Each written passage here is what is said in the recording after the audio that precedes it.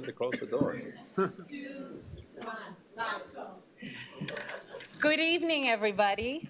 I'm Paula Padovan, the 2018 chair of the Key Biscayne Chamber of Commerce. Welcome and thank you for joining us for the Village of Key Biscayne 2018 Council Candidate Forum. Unfortunately, Justo Rey, the publisher of the Islander News, couldn't be here this evening due to an emergency. It's nice to see everyone here present, and I want to give a warm welcome to all those watching on the cable channels. We'll begin the forum with the invocation by Pastor Felipe Assis. He's the lead pastor at Crossbridge Church of Key Biscayne. Honor to be here. If you would bow your heads and pray with me. Father, we are grateful that you are a loving God, that you care for creation and you care for people. And your way of caring for people and communities is through leadership. And I pray, Father, for these candidates that are here. Father, that by your sovereign will, that you would place those that you have appointed to lead this community so that it will continue to flourish. We ask that you would be present tonight, giving us clarity and wisdom as we hear from the candidates. We pray this in the name of Christ. Amen. Amen. Thank you, Pastor Felipe. Please join Sergeant Martin Santiago of the Key Biscayne Police Department for the Pledge of Allegiance.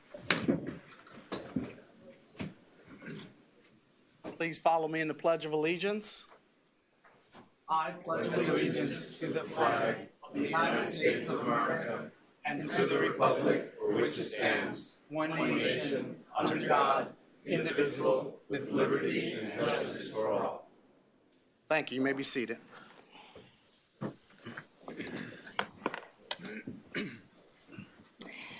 I'm delighted to formally introduce the 5 candidates who are running for the 3 open village council seats. You'll notice the candidates are seated from left to right in alphabetical order according to last name and are as follows: Jeffrey Gonzalez, Luis Lauredo, Edward London, Ignacio Segurola, and Tony Winton. In the middle, you'll find Victoria Furiati. She'll be our timekeeper this evening. She's our fabulous chamber intern from Mast Academy. Our moderator this evening. Hey, Victoria. Our moderator this evening is Walter Stanton III. Walt is the co-founder of the Carney Stanton Law Firm. The firm has offices in Coral Gables and Delray Beach. Walt has more than 38 years experience practicing law in Washington, D.C., Houston, and Miami. Walt is general counsel to a number of businesses and financial institutions and provides counsel to clients in several growth industries, such as petroleum distribution, hospitality, environmental and water treatment, telecommunications and media, and medical products and services. Walt will now go over the rules of engagement for the candidates who were provided this information prior to the meeting. Thank you and welcome to Key Biscayne, Walt. Good evening, everybody. Our rules are fairly simple for this forum. There was a draw for the order in which the candidates would speak, both as to the opening remarks, which will be 2 minutes, and for the closing remarks, which will be 3 minutes. With respect to the question and answer format, each candidate will have 2 minutes in which to address the question. After everyone's had their opportunity to speak, if any of the candidates decides that they want to provide a rebuttal, they will be given an additional minute in which to do that. Our timekeeper is going to be kind enough to alert the candidates approximately 15 seconds before the end of the initial 2-minute period that there's 15 seconds left. We don't intend to cut off anybody in mid-sentence, but we would appreciate you trying to be relatively brief once that announcement is made. I have the order of the draw here. And our first topic is going to be on buried utilities, a tough subject to say the least. There's two ways to go. If you support it, please describe how you would deal with the disruptions to the community while that process is going on, and how would the village pay for it? And if you're not for it, what would be your game plan for how the village would be able to provide for reliable services with above-ground structures? So our first candidate speaking was Mr. Cigarola. Are we doing an introduction? Yes. Good. Yes, you can do your 2 minutes introduction. Okay. I just wanted to get that done. Great. So we're going right to the questions there. Okay. Good evening, everyone. My name is Ignacio Segurola. I'm one of your council candidates. A little bit about myself. I was born in Havana, Cuba, and I came to the United States with my parents when I was very young. In 1979, we moved to Coral Gables, where I grew up. I attended the University of Miami and then went to law school at the University of Florida in Gainesville. After I graduated law school, I moved here in beginning of 1999. I've been here almost 20 years. I am an attorney. My practice is basically civil litigation, and my office is in Coral Gables. I was married here. I have raised 2 kids here. Over the past few years, I've gotten more and more involved in this community. First, I began by joining the condo board of my building, Casa de Man. I'm the vice president there now. I've been there many years. I ran for council 2 years ago. I then joined the Key Biscayne Condominium President's Council. I am the vice president of that also. I have joined the Key Biscayne Chamber of Commerce Advocacy Committee. I've had the honor of being on that committee for a couple of years now, learned a lot about Key Biscayne. And I was named a year ago to the Key Biscayne Underground Utility Task Force. I'm the vice chair of that task force. The reason I'm running is basically I find the entire process of solving problems fascinating, for lack of a better word. I keep using that word. I believe in the next 4 years, Key Biscayne might enter into its most definitive and important phase as a municipality in growing. There are many big-ticket, large projects that are on the plate that need to be managed and planned accordingly and responsibly. 15 seconds. I believe I am one of the candidates that would do a good job of that, and I ask for your vote. Thank you.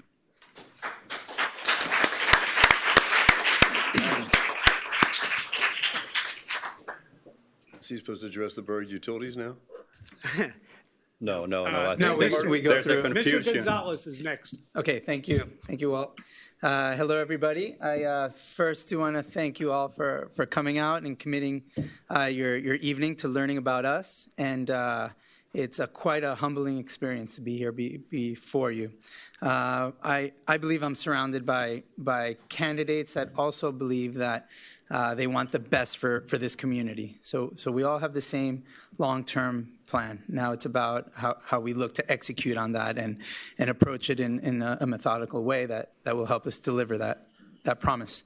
So my objective here really is to begin gaining your trust. Many of you don't know who I am, so I'd like to present who I am, what I stand for, and why I think I can help drive a positive impact in the community.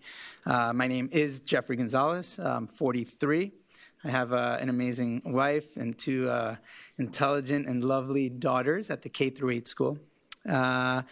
We've been here 9 years. We came down from New York City, and we really came to establish our family, and I think we identified a place here in Miami.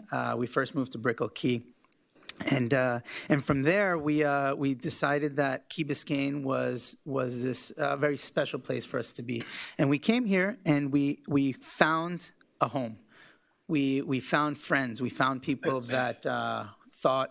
Had similar long-term goals and wanted to live a healthy, happy lifestyle. And so we're extremely fortunate that we discovered that. I think, so I'm at a point right now where now I'm here to, as a fresh face relative to everybody, and I'm going to tell you why I'm running for council. It's really simple. It's about being able to utilize my time and that treasure that I have to ensure that we have a long-term goal, and we achieve all of the things that I've identified, and I have a master list now that I've been placing on a priority matrix, and it's Laredo, based on. please, one more sentence, and then we need to It's move not on. Mr. Laredo. Mr. Oh, Gonzalez. Mr. Gonzalez, sorry. Okay. And so you'll hear more about me during the session. Thank you. Mr. Laredo. Thank you. My first words are one of thanks to the Islander News and its publisher, Justo Rey, who couldn't be here, unfortunately, and to the editor, Kelly Jefferson, which we learned this week, unfortunately, that she's leaving us. She's been part of this family. It's probably one of the people that has more historical memory of our wonderful city. The Key Biscayne Chamber of Commerce and its president, Paula Padovan. And very particularly, I want to highlight the outgoing people and this council, particularly the mayor, who will be rolling off after 2 terms, Vice Mayor Kaplan, Councilman Gary Gross, and of course, Councilman De La Cruz, who will also be running for mayor, and another long-serving member, Mike Daly, who served for a long time in the council before. I'm privileged to be here with 5 really good candidates. 4 at least, me excluded. Ed London, who I've known forever, Jeffrey, who I've just met and enjoyed, Ignacio, and Tony Winton. I went to high schools here. I was raised here. Went to Columbia University, New York, Georgetown Law School. We won't go into it, but I'll tell you what's relevant. I lived here 37 years. This is where my daughter was born and raised. I have lived on the home side. I have lived on the condominium side. And 27 years ago, I was a small part of a group of very active citizens that took a bold step to create what is now the village of Key Biscayne. I think I'm the only link to that historical event that was historical in the concept of Miami-Dade County, and I hope to bring some of that spirit to bear on our discussions tonight and as we move forward. And thank you for coming. Mr. London? Good evening, ladies and gentlemen, boys and girls. Again, thank you all for coming. I'm sure you have a lot of important things to do, and I think this is important, that you get to know what we think, what we want to do, where we stand, and where we're going. Basically, I've been here for a long time, 45 years. I've been involved in all kinds of private businesses and public service since 1986 and various other things. But I think you want to hear about buried utilities, not about where I've been or where I'm coming from.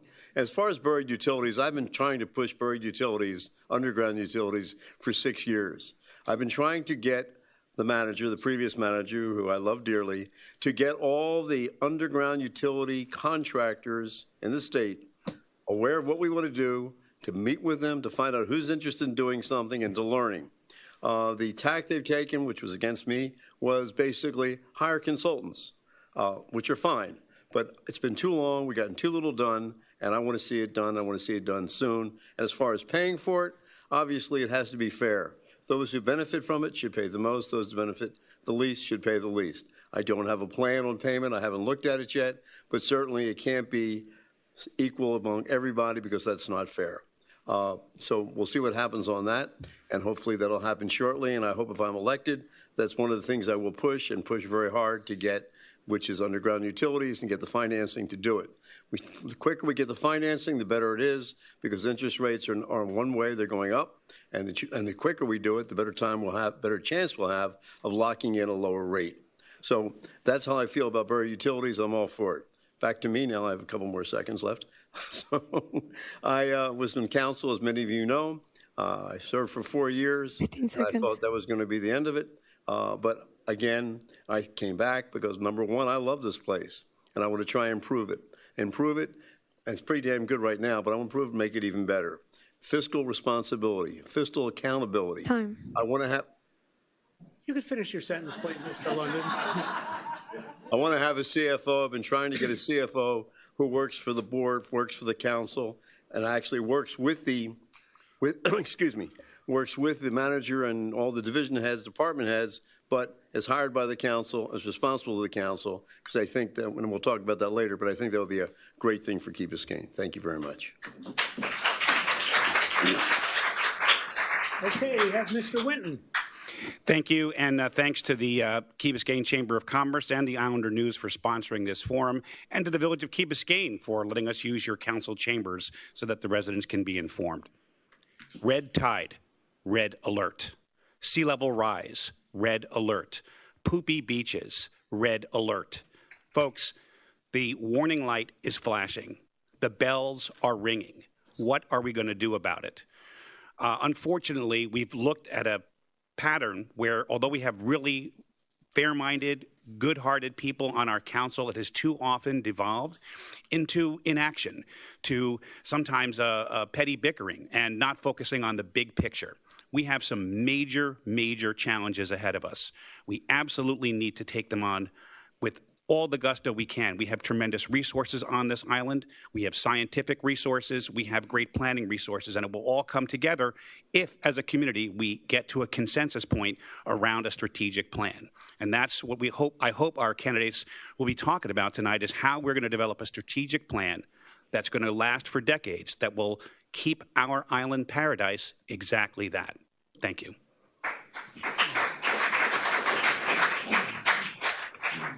Okay, so just to refresh the panel, we're now going to be addressing specifically the buried utilities topic, if you're in favor of it, how to, pay for it, number one, and what to do about the dislocation that happens in a significant project like that. If you're not for it, then what is the goal of really having reliable utility and other services with above-ground structure? I get the pleasure of directing the questions to the particular people here. I'll try to be as fair as I can, but I thought that we would start with Mr. Laredo. Well, I'm for it.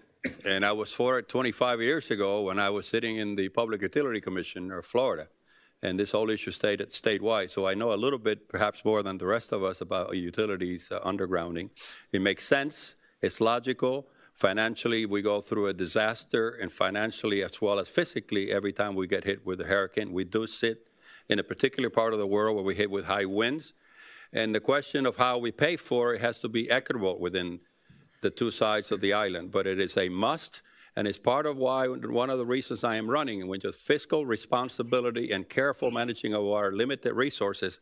And this is one that we should be concentrating those limited resources and have for the last 4 years. I intend to bring my energy and knowledge to this to make it a reality. We've been talking about this in Key Biscayne, folks, for at least 20 years. And we don't need any more studies. We have studies coming out of our ears, and we just need to do it and just get it done. And we shall do it with the new council, I believe. Okay, thank you. Mr. Gonzalez? Sure. So I agree. I am for it as well. I think the understanding is that there's an alternative, and that alternative is something called hardening of the utility poles, and that would impact the community by far negatively over the long term, because I don't know if you've seen the structures, but the plan is to introduce large metal structures. That's FPL's plan if we're not able to solve an underground solution. So if that were the alternative, then we want to start investigating this intent that has been around, as Luis points out. As far as paying for it, I think we have to consider a number of different facilities that we have, and it's about sitting down and sitting with a chief financial officer, if we're able to succeed with that this year, and understanding what the repercussions are if we were to start financing it in different methods, so being creative with our financing solutions. I do believe that strict budgetary controls are in order And if we're able to prioritize, and I'll tell you guys how I approach things, is prioritizing via a matrix. So understanding, where the impact is, how important that impact is, where the effort is, and where the function of cost plays a role. So very analytically understanding how we can prioritize some of these, because it's not only underground utilities. We have a number of long-term issues, medium-term issues, and short-term issues that we have to account for. That's all for now. I do have a question. That's throwing me off. Is that Completely. is that working or not? So, No, yes. it's like not. I already frozen. told I think that, thank you, Okay. Jeffrey, because I don't want to. We can turn it over because it's. This one's Or working. just turn it I off, yeah, already but it told- doesn't help us, Yeah, okay. whoever's in charge of the Usually technicians. announce like 15 or 30 seconds. Yeah, we'll just Yeah. turn it over. We'll just Okay. be friendly and simple. Let's keep it. Thank you. Thank you, Madam Mayor. There you go. We didn't need a study for that.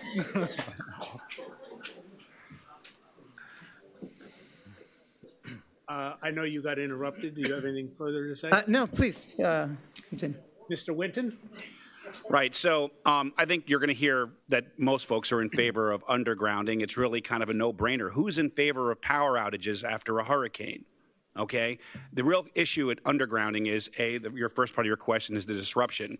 And that's going to depend entirely on the quality of the engineering plan that's done. Having attended many of the underground meetings, the village has already retained the services of a large engineering firm that is already mapping out phases so that the disruptions will at least not involve the entire island as well. And they have already outlined how this is working because they're doing a similar project in Palm Beach County. The bigger question really is, how are we going to pay for it? In Palm Beach County, it caused tremendous division. It went to a vote, and it passed by just a handful of votes. And then afterwards, there were lawsuits that are still pending. Why? Because the condominiums felt they were paying too much. And that litigation has cost Palm Beach a lot of money. As I said, it's continuing. We have to avoid that here. We have to avoid that here. We have to come together with an economic solution and an allocation of costs that everybody can live with. And we have to understand that the condominiums feel that they have already paid for undergrounding in large part. Not all of it. I understand that part of the system, everyone will benefit from the system, particularly the resiliency that is achieved when we have places like Winn-Dixie and our gas stations open after a storm. Those are critical public safety issues. So my point is that we have to really focus on 5 seconds. The next study is the Raftellus report. Hopefully we'll talk about it a little bit more. We're waiting for that report that will come up with one blueprint of how those costs will be allocated. Thank you. Mr. Segurola?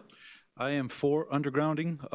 A year ago, the village convened the Key Biscayne Underground Utility Task Force. I and 6 other people are on that task force. I am the vice chair.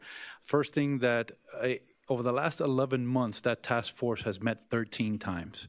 We have digested an incredible amount of information, including planning, design, possible contractors, payment methods, the formula to decide payment methods. There is already a website that has been created and is ready and waiting for the flip of a switch for the public to start finding out all the information that we've been digesting over the last year. I believe the first thing that the public needs to understand is the choice is not between as is and undergrounding. It is between undergrounding or hardening. Hardening means that all the wooden poles in the village will be taken down and huge concrete poles will be put up in a greater number. That is worse than the alternative of undergrounding, no matter how you feel about undergrounding, in my opinion. There is a formula, there is a method for figuring out who pays what. It has already been tested in the courts. It has been tried in many different municipalities across the country. We believe it to be the basic concepts of the formula are adapted from municipality to municipality depending on the realities of a given location. We believe that the concept behind the formula is fair and just. But the most important thing is, as soon as the switch is flipped on the website for the village and the public, there is going to be nonstop information given to the public and open forums so that people can find out. We will not have the same problem as happened in Palm Beach or in other places. I believe we can do it right, and we're basically on the road to getting it done. Thank you. Mr. London? Thank you.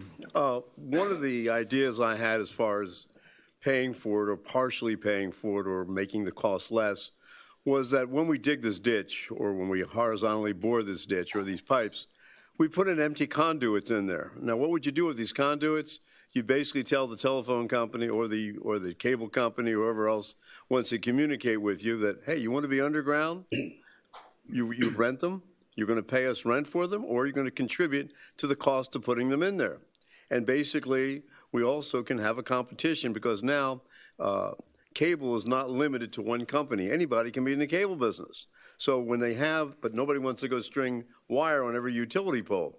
But if in fact there is a conduit that they can rent from us or buy from us, then we were in the driver's seat. We can reduce the cost of doing this thing.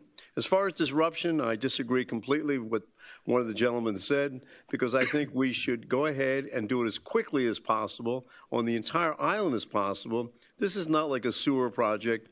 We're digging up the streets and putting in lift stations, putting in cable, putting in trenches.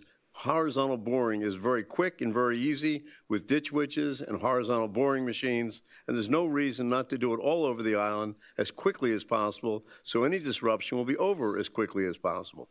And the other thing, back to me, since I thought the first question was on the electric thing, I've served in different public things. I've been on the Construction Licensing Industry Board. I was chairman of the Investment Advisory Board for the State of Florida Pension Fund. We had $60 billion under management. I was vice chairman and founder of Citizens Property Insurance Company. I served 2 years as Towers of Key Biscayne president. I can't remember. I was vice chairman of the, what was I? Can't remember. The oversight board for the Dade County Public School System. We controlled all the all the revenues and everything else other than instruction. Served on the council. Served here on the what was that board called? That was the one for redoing the zoning, commercial zoning review board. And now I am chairman of the pension board for the police and fire of Key Biscayne. And I'm looking forward to serving again for 4 more years. Thank you very much. If anybody wants to make a rebuttal, would you please raise your hand and then I'll recognize you? Okay, Mr. Winton. Yeah, I just wanted to clarify something. We don't even know what the undergrounding cost is going to be. We were hoping to get that information this month. Apparently, according to the village manager, it's going to be next month. And we certainly don't know what the allocation formula is going to be from this firm. That report has not been produced yet. We do know what they did in Palm Beach, and that has in fact led to a very close vote. I'm with Ignacio. I think we absolutely have to solve it, and I think that we have to come together and make sure that it is fair. But that's where I think the real rubber is going to hit the road. People are going to want to know, how much does it cost? How is it going to affect me? 25 seconds.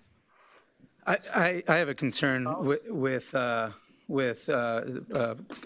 London's commentary on approaching it for the whole community at large. I think sampling and being able to try in fixed quantities and understanding what the real repercussion is more important, because then you can extrapolate those numbers and understand what the full cost could be. So before considering large sections of the community, think of a fixed sample and approach it that way. And then you have a 1-year test, and we understand what our true implications are. Then we can plan for it accordingly via budgetary control. Mr. Laredo. I can talk for hours on this subject, but we have other, and I just tell you, we don't need to reinvent the wheel. No. This has been done hundreds and hundreds of times throughout our state, and what is missing is the willingness to do it and just to get it done. We will find each of those solutions to make sure it's fairly appropriation times to funds and benefits to all of the citizens of the Key. What we need is a political will to do it, and that's what's been missing. We don't need another study. We don't need another analysis. We don't need another consultant. This one cost us $600,000. $600,000. As you can tell, and you will tell by the end of the day, that one of the main things I have is I'm fiscally very conservative, and we need to start being more responsible with the taxpayers' money of this community, and we got to stop, government by consultants. Undergrounding makes sense. Another day we can have a forum, and in a lot of different ways, including, by the way, one that's called aesthetics. You have very high property values in a beautiful community, and both the existing and any other thing that goes with cement are ugly.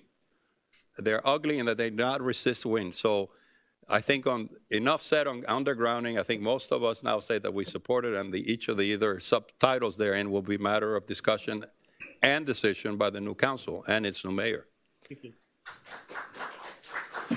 Mr. Segurola, are you in mood? In lieu of Mr. Laredo's comments, I'll pass. Okay. All right. The next topic is on sea level rise, and I've been asked to have you consider what should be the plan, and if you could sub-consider the residential, business, and governmental aspects of this. I know that's a little complicated. You don't have to do all three, but if you have any particular thoughts to any of those subcategories, that would be appreciated. I thought we'd lead off with Mr. Segurola. Sea level rise is a complicated topic because it involves many different issues that don't just include sea level rise in and of itself, in my opinion. In sea level rise, you have beach renourishment because renourishing the beaches protects our island from the sea level rise. You also have stormwater drainage, which is part of any plan, any big budget, big topic plan in the next 4 years that will be considered in terms of replacing and improving and adding additional stormwater pumps to pump the water out whenever it rains too much. That's as simple as it gets. The long-term solution is very elusive. It's going to take decades, in my opinion. The last thing anybody wants to do is start building seawalls around Key Biscayne. Thankfully, we are higher than the city of Miami Beach, so we don't have that immediate problem that they're facing. But I believe incrementally over the next several decades, we need to have a plan in place, whether it's improving the stormwater drainage, raising the roads, raising the properties as has been done incrementally over time, beach renourishment. All those things are different individual pieces in the larger puzzle to protect against the sea level rise. In the end, it's a global problem. It's not just a Key Biscayne problem, and it's going to take a lot of thought. Mr. Gonzalez. So I do agree with you, Ignacio. There are many components that fall underneath that, and so I was able to spend several months actually this past summer, and I started going through all the reports, and I started to identify that the storm water master plan, the drainage master plan, is a study that was conducted. There are workshops that have been conducted, and they have a wealth of information, and they really start approaching how to control the localized flooding, how to consider small wins, and these small wins can help change the optics on what impacts local communities. So everything from being maintaining your maintenance schedules and ensuring that. So when it comes to sea level rise, there is no one silver bullet. We do understand that. We're looking at communities like Miami Beach, and they have a formidable project that they completed, and they were able to raise some streets, and they're showing the benefits of that based on property values. And I went through something called the LMS, the Local Mitigation Strategy. It's a 140-page study that came out, and it comes up with a 7-stage program to try to start implementing pieces of it little by little. And these are the types of things that we have to start approaching, and again, and having these smaller wins helps us advance the long-term objective, which is how do we eliminate the next issue when insurance companies decide that they're not going to want to raise, or they're going to raise insurance rates to a degree that it won't be attainable anymore. Mr. London. I believe the first thing we have to start with is not the global, we're local. What we can influence is what happens on Key Biscayne. So the first thing is drainage. How are we going to improve our drainage? We hired a consulting engineer a few years ago, and he basically is putting in a plan. We're putting in outfalls. We're putting in disposal wells. We're now cleaning up the storm sewer collection system, which was clogged up until one of the council members, in fact, Mr. Laredo, found out we just had the streets flooding because all the drains were all clogged up. So now we have somebody in Key Biscayne that cleans the drains, contractor, and pretty much fixed a lot of the problem. Just one simple thing called maintenance of the drains. Anyway, that's Public Works Department. So basically, what we really need, in my opinion, number one, first of all, is to finish what we started.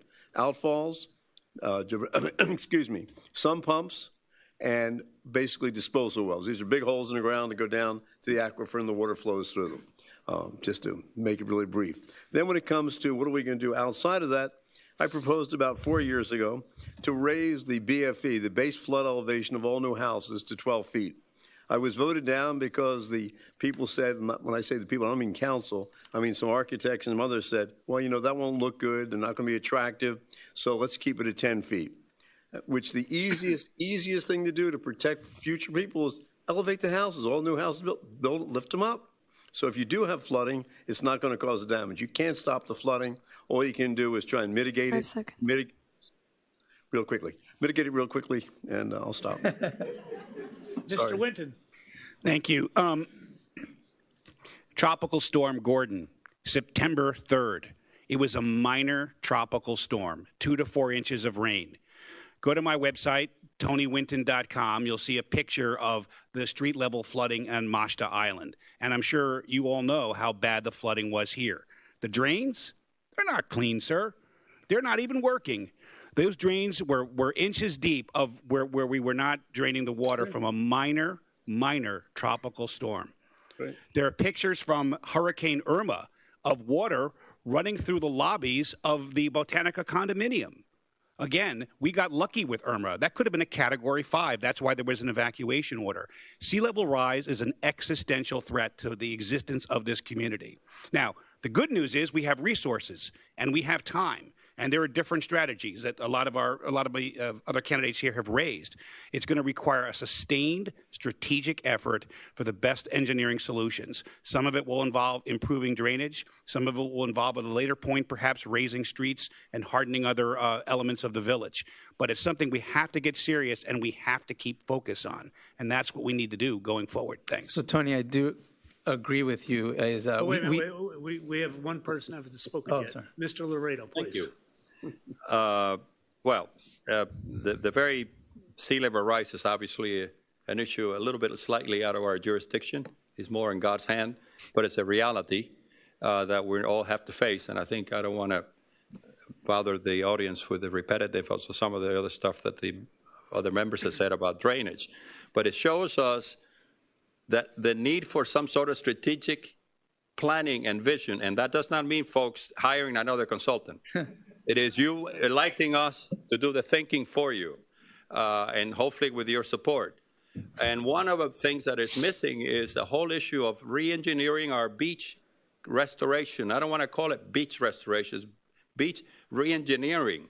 We need to start thinking about modern ways in which we both nourish our beaches and how it interrelates with this whole issue of erosion because of high sea levels and the fact that we're on a hurricane path.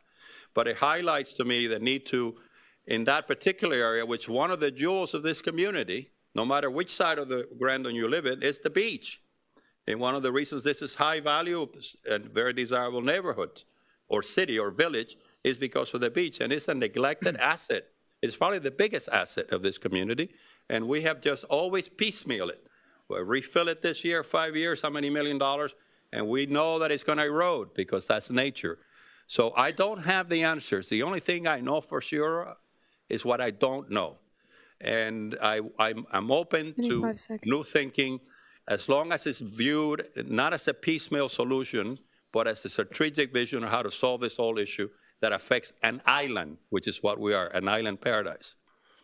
I know Mr. Gonzalez has a rebuttal. Is anybody else? Mr. Gonzalez. So I do agree with you, Mr. Laredo, but I do agree that we don't need more consultants to try to manage issues. What we do need to do, because we're not necessarily the experts and don't have the time, and it's very difficult to try to identify the right things to do, but it's modeling other programs that are working. And there's a number of already built out programs that they're in very early stages today that have different degrees of completion. And from there, we should take those assessments and learn from that and model after that and improve upon that little by little. Mr. Laredo. First of all, and I know that I'm not putting words in your mind. So I am running because I have the time and the energy in this stage in my life. I've been through a lot of other stages, and I want to come back and I want to die in Key Biscayne, hopefully in a long time from it, and in the nice Key Biscayne that I love. So, we do have to devote time to it. That's people delegate their vote and trust to us, and we have to delegate time to it. And I want to remind ourselves, which we forget, that we have a professional 25 seconds. administration which we spend a lot of money on. If we continue to hire consultants, what do they do for a living? I mean, we have got to understand and go back to basics that we have the trust of the people. And by the way, this council, when we founded it 27 years ago, were trustees, the board of trustees, because we wanted to emphasize that we wanted to be apolitical and we wanted to be a reflection of the trust that people had in us. And we delegate that power of the people through us to a professional manager. That's what they're supposed to do, and that's what they do have the time, should have the time, because we pay them rather well. And we collectively can support each other, because all of us have responsibilities and families, to devote the time that is necessary to support intelligent decisions. Thank you.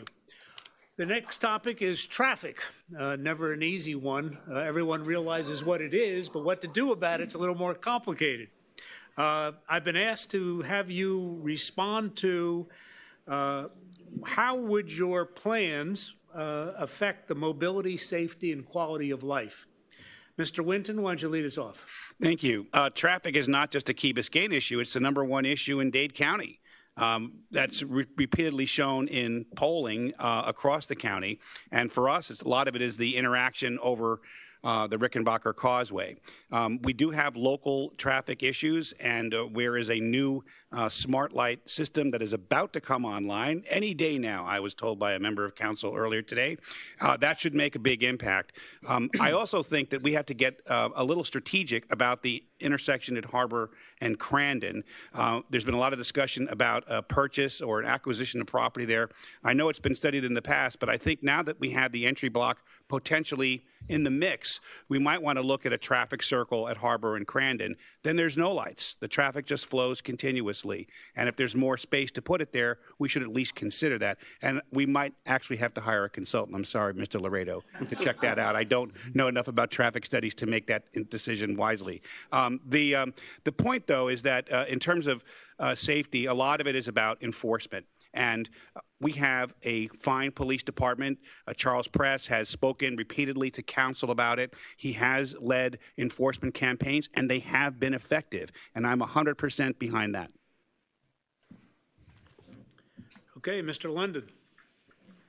The smart lights, which Tony mentioned, probably will be a great solution because you've all come to an intersection, no one's coming the other direction, you sit there till the light changes. Having the smart lights, no cars there, it'll time it, and the lights will be in your favor, and you'll keep on moving. Number one. Number two, there's probably some areas where you're going to have different turns. We can only make right turns or left turns, which again will help the traffic. As far as the causeway, I don't think the causeway is a major problem. Major bottleneck comes when you get to Harbor Drive, when you're coming onto the island. When in the afternoon you're going off the island, it gets far all the way back to the Ocean Club. So to me, the smart lights is the #1 thing to do. As far as the traffic enforcement goes, I don't think that's a major issue. You really can't speed because you get so much traffic. So it's very tough to go more than 30 miles an hour on Crandon Boulevard.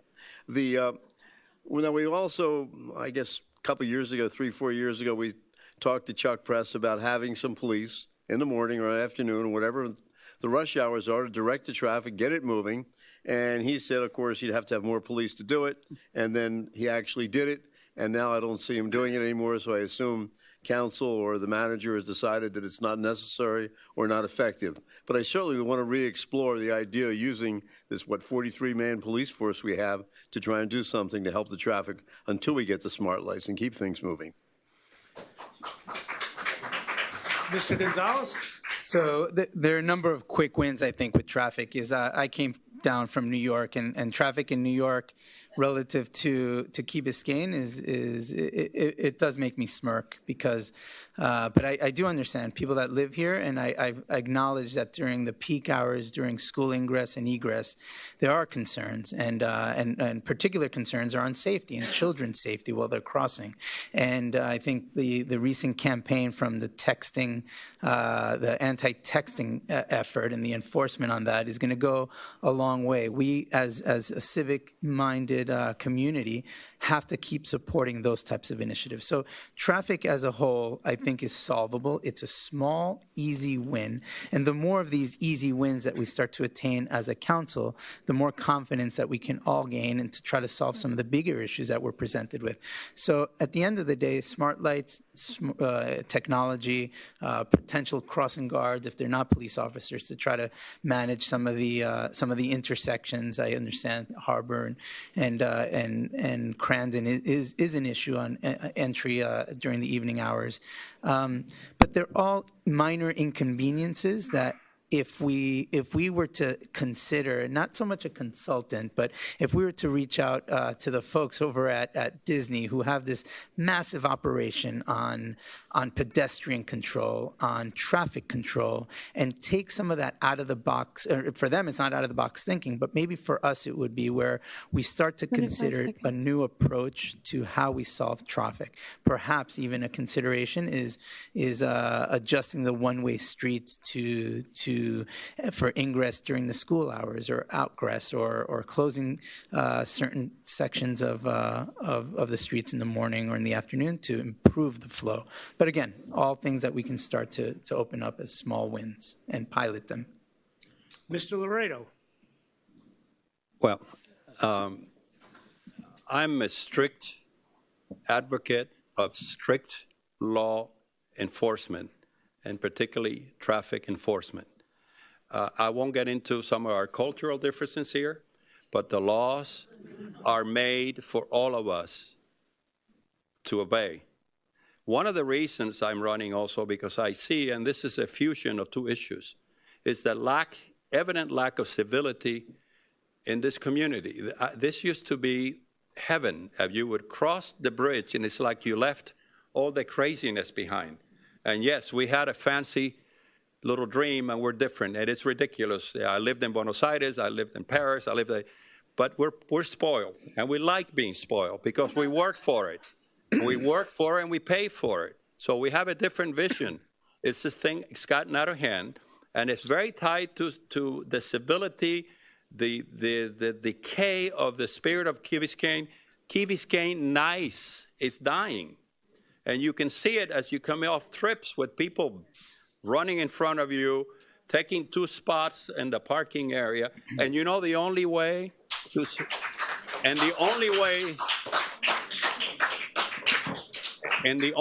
solve it is to ticket mercilessly people who disobey.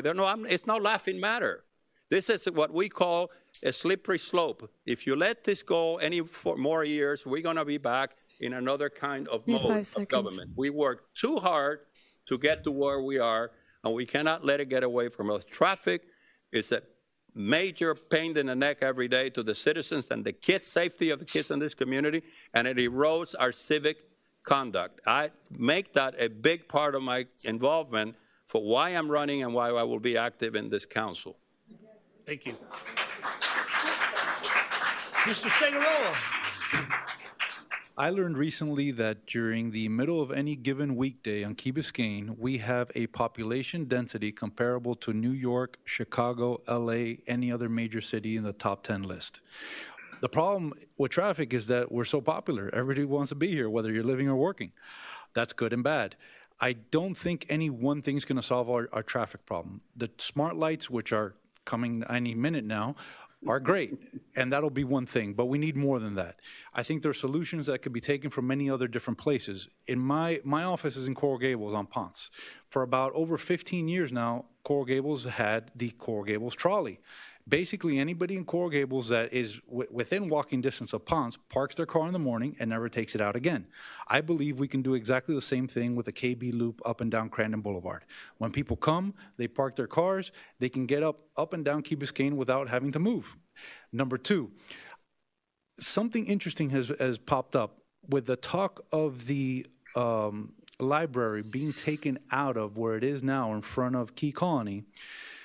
If that happens, that property will most likely revert to Key Colony. If that does happen, I believe that Key Colony has the opportunity to redevelop their entrance so that the entire Lynch bottleneck that's created right in front of Key Colony can be removed altogether. That is Harbor and Crandon is one problem, but in front of Key Colony is the other. I believe that's another possibility. 25 seconds. Basically, I don't think there's any one solution. I think, and the final thing is development. We got to control development, because if you keep adding people to Key Biscayne, it's only going to get worse. Basically, I think it's a multi-piece puzzle, and we can solve it.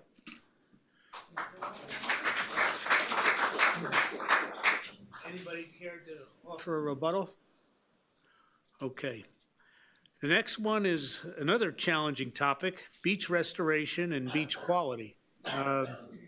I think that people would like to know, as you have become to have more no-swim advisories, seaweed, and related problems, what plans you might have to try to remedy that.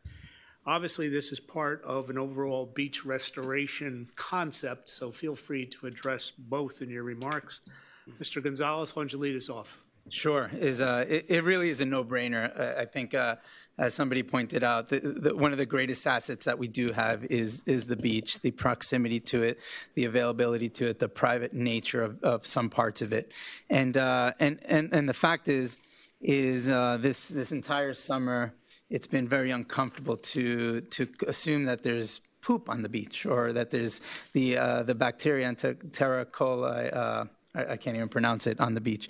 So I went ahead and I took a look at the Florida Health stats and the samples that they provide, and I did this little analysis, and really simple in nature, and we're identifying clearly in today's paper, even something came out that it's coming out of this general vicinity, because over the summer, since about February, there have been over 20 incidents of lower moderate bacteria. That's anything over 35 particles per 100 milliliters. And down here, there have been 0 in that same time frame. So clearly, there's an indication, and not that it's complicated, but I've had trouble trying to identify and ask people where it's coming from, and people haven't been able to give me a straight answer. In today's paper, the analysis from, I think, the Islander, or I can't recall, was it is coming out of this system. And we have to begin to really collaborate with our partners on the other side of government, at the county level, at the state level as well, and start to make strides. And I think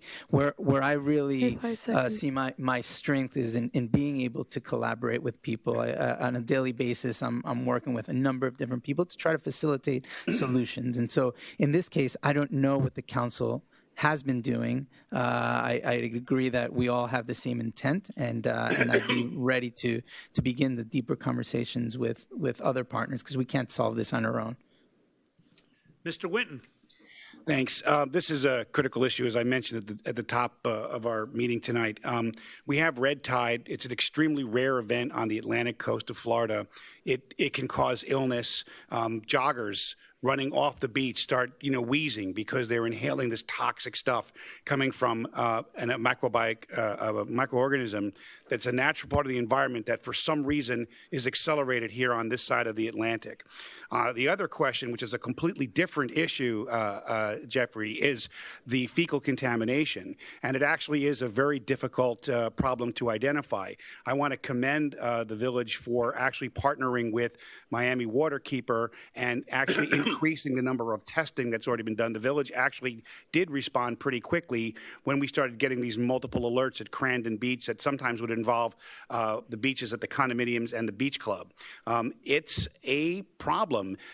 It is certainly possible that one vector, one source, is the Miami-Dade sewage treatment plant. We know that they had an underwater leak that was like watching something from Deepwater Horizon with, hundreds of gallons of raw sewage pumping into our oceans.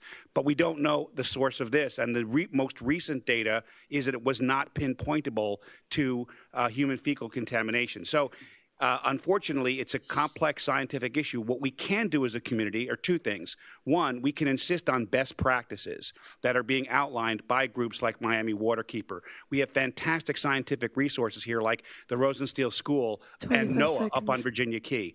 If we partner with them and we make it a cause celeb, if we make it our signature issue, we can be thought leaders on this topic. Mr. Segurola. Beach renourishment, it really, the way I see it, is a short-term Band-Aid and a long-term solution. The short-term Band-Aid is to basically keep doing what we've been doing, which is lobbying the state and the federal government for money to add to our own to dump more sand on the beach. That costs millions of dollars every few years, and we end up back in square one. The only long-term solution that I see for that is to engage the U.S. Army Corps of Engineers. It has been shown that in other communities that have had similar problems, when you do so, you can get long-term solutions. Studies have shown that when Bear Cut was done in Miami Beach for the cruise ships and the port of Miami, that jetty that goes out cut what's called a natural sand bridge, which brings sand all the way south and should be replenishing our beaches. That is not happening. The Army Corps of Engineers made a mistake. They are not listening to us, at least so far. We may have to engage them wherever that may lead us. Number two, the quality of our beaches. There are two sources for the problems that we're having as I see it. Number one, we have a waste management plant right up the street.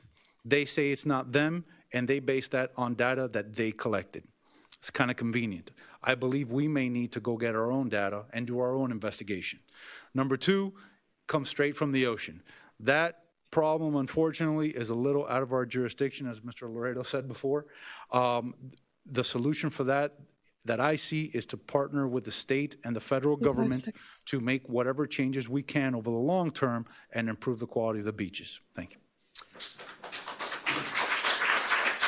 Mr. Laredo. One great philosopher so once said that it's perhaps an insult to call attention to the obvious, but please allow me to insult you by calling attention to the obvious. The beach is the single most identifiable asset this community has. Its largest contributor to why we're here, their largest contributor why a lot of people live on that side of the street, and those who live on this side of Crandon also have access to that beach. And we take it for granted. And the one thing that is very predictable, you don't have to be a rocket scientist, is if we do what we've done the last few times, it's predictable that the sand won't be there in 4 years.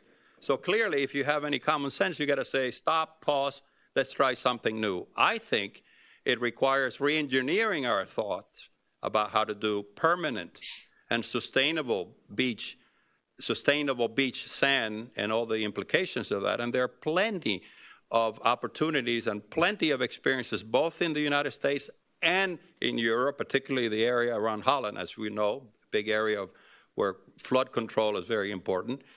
But it brings back to my concern and hope that I can contribute, because I've been blessed most of my time in my life. I've been in the private sector, but I've been blessed to have served in city administration, county, state, et cetera. You know, we have to understand that there are other jurisdictions here that have a lot of power and money and sometimes have responsibilities for our trouble that we have to develop, and I'm speaking in this case specifically Miami-Dade County, that we have to develop civil, non-going to court relationships so that we can see if we can jointly solve together problems, strategically solve together problems, and perhaps even get funds from them. That's an area that the new council, the new mayor, in conjunction with the new administration, can hope to turn the tide towards a better relationship with the jury. We are blessed and cursed that we have city, Miami-Dade, and state and village jurisdiction in our little island. It's unprecedented in any experience that I know of any community. So we have 4 other jurisdictions that we have to learn how to get along better and talk nicely, Key Biscayne nice, with the purpose of getting things for all, to the benefit of all of us, including all of their citizens who come visit us, as you know, to enjoy our beaches. Thank you. Any rebuttal? I guess I don't speak. Okay. Chance to speak. Oh, Mr. London, I'm sorry. No problem. Go ahead. Thank you very much. Obviously, I agree completely with Luis as far as what our most valuable asset was. I also agree with him in regards to the working together with Dade County, the sewer plant. The sewer plant has problems. They've been cited. They paid big fines. They put in a plan to correct it. There is an outfall line that dumps not raw sewage, processed sewage far out, but not far enough. And basically, we took a tough position as Key Biscayne with the Biscayne Bay Waterkeepers or something against Dade County to try and get the EPA, whoever regulates it, to do something about it. And of course, they couldn't do anything about it. The only thing it did was get Dade County very upset at us. So basically, but Dade County, at this point in time, at least I've spent a lot of time with the mayor, and they plan on relocating that sewer plant. Unfortunately, they don't have the money right now. You're talking about multi-billion-dollar operation. So basically, that is going to happen in the future. In the meantime, we just got to stay on. They have to stay on it also. And the government's on their case right now. They have people watching them all the time to see that there's no leakage or anything else. As far as the beach goes, the beach, when I remember the beach restoration, I guess it was in the 80s, and I saw the pictures for the last 70 or 80 years. And over a period of time, believe it or not, the beach accretes and the beach washes away, and more sand comes back and it goes away. We're in a pattern right now where it's going away, and we have no choice but to renourish it at this point in time. I look forward to working with you to find out where we can get permanent beach, because that would be fantastic. I haven't heard about that, so I really would like to learn. Anyway, that's my thing on beaches. Any rebuttals to Mr. London's remarks? Okay. I wouldn't dare. All right, the next topic is land acquisition, and there's really two components of it. Where do you think there's a need for land acquisition? And the second one is, what should it be used for? Mr. Cigarola, would you lead us off? The most pressing need that I see for the village right now is in playing fields and parks for the village to enjoy. I think we have pretty much most of everything else, in addition to the talk of a potential new library. For me, the most exciting opportunity right now is what's going on with the tennis center. Given that the tennis tournament has left, now there is a ripe opportunity to try to negotiate something with the tennis center, with the Crandon Park and the Matheson family and the county to put into their playing fields and more green areas that we can use that are just down the road. For me, that would be priority number one. In terms of land acquisition, I will say I am very fiscally conservative with regard to that. I believe that if there is a benefit to the village and the residents that can be defined, it's concrete, and we know what we can do with a piece of property, and we can get that for the right price, I'm willing to do it. But the key there is to know what we're going to do with a piece of property and getting it for the right price. I'm not willing to spend money just for the sake of buying something to then try to figure out what to do with it after. Mr. London. Ignacio said it perfectly. I agree with him completely. I won't waste your time listening to me. Let's do it. Mr. Laredo. Well, some of you who know me for a long time, I took a very active personal role in stopping the building of a Walgreens and others, in basically our entry block, which is the entrance to this beautiful island. I have a slight disagreement with my two predecessors that there is no inconsistency about physically conservative and acquiring valuable property. Remind all of you who were not here the struggle, what they called us when we dared to suggest to buy the Village Green. Can you imagine Key Biscayne without the Village Green? 2 more shopping centers. And you know how beautiful our shopping centers are. And so we've been there, done that. There's only one significant piece of property left, and it's the entry block. And I happen to think, and I had this discussion, and the mayor was there with me and others, I'm glad you weren't there, the shock of the new Virginia Key thing, where they're trying to redefine for us what a park is. You know, now there's a definition of park is over concrete. What is wrong with passive parks? What is wrong with beautiful grass? What is wrong with a place for our senior citizens who were our taxpayers who paid for the village green? And I applaud the playing fields, but we have to get the balance a little bit back. 5 seconds. They can't. There's no place for them to sit, or even I to go and read. And I come from an athletic background. I financed all my education with scholarships and basketball. So I'm not anti-kids, and I have my own. It's just that we have lost the sense that we got to get something, and we got to do something. We got to build something. No, let's acquire it. We should have acquired it several years ago when the price was very reasonable. There's been a little bit of inflation and Mickey Mouse stuff, and all of a sudden the price is artificially high.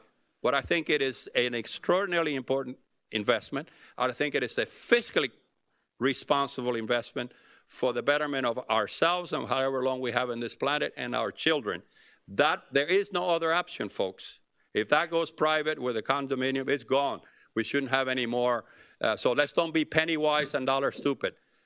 If we had been that way 20-some years ago, we wouldn't have that evergreen. And I can guarantee you that each one of your properties would be worth half of what it's worth today if we didn't have the Village Green Park.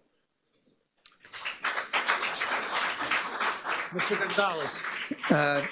Thank you, Luis. I do agree with the vision, the long-term vision. I didn't necessarily have the privilege to see what Key Biscayne was like before the Village Green itself. But knowing that property is king, having land and access to that land is critical. And it takes coming to the table. It takes getting the interested parties, all the stakeholders at the right time, along with the people's voice, along with Key Biscayne residents being actively involved and civically minded. Folks that are here, folks that are listening, there's activity when something is relevant, important, it has a long-term impact. What we have to do as a council and the next council members that are on the next board have to be able to bring everybody together. This is a very important issue. The entrance block, for instance, access. If it's not a structure, and if it's access to green, or if it's access to Calusa, or if it's creating avenues of better access via golf carts, et cetera, there are a number of different creative solutions we can have to acquiring land, leaving it flat, or building a structure. Because, again, vision is if we didn't have a community center, which many people opposed back then we wouldn't have the programs and we wouldn't have the property values as required. So if we just keep Village Green, we have access to a lot of flat land. We have beach access. We've got a few parks. We have Crandon. We're surrounded by the lighthouse parks or access to walkways, et cetera. I think we need to think about the infrastructure and what we need to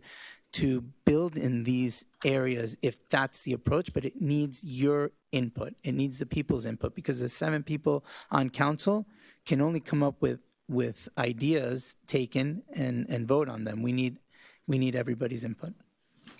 Mr. Winton.